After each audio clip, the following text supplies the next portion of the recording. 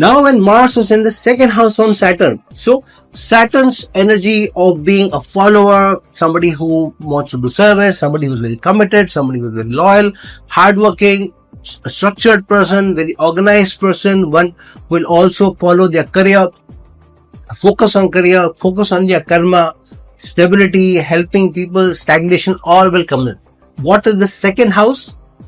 The second house is your values, it is your integrity, it is your tribe, your community, it is your dependence, it is your earnings, it is your livelihood, savings, it is also your nourishment, it is also the spoken language.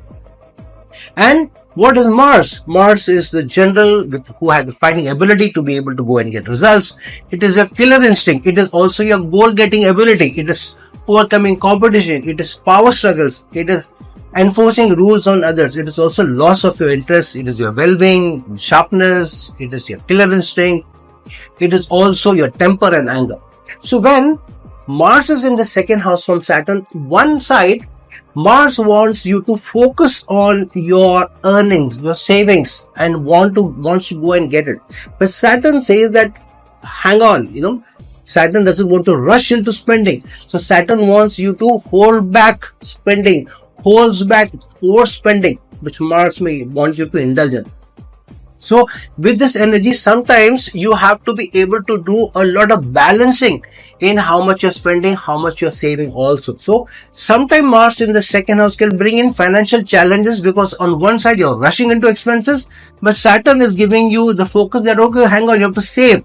So the person is spend and then feel frustrated. Where is my money going? Why am I not able to save? So this also indicates fluctuations, difficulty in saving, sometimes impulsive spending also, which leads to instability. This also is about learning financial discipline before you spend and learning patience so that you are able to overcome these issues.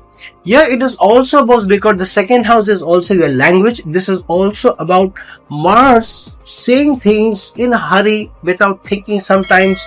Whereas Saturn says, hang on, be careful of what you say. So there may be communication issues which may arise. There may also be aggressiveness or aggression in the person or the individual, which may eventually lead to problems, challenges, conflicts, misunderstandings with the other person.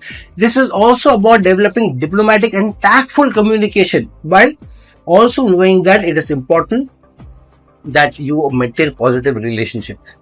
On the other hand, this is also energy where, because the second house is also your values, your principles, so sometimes there may be a clash of values between you and somebody else.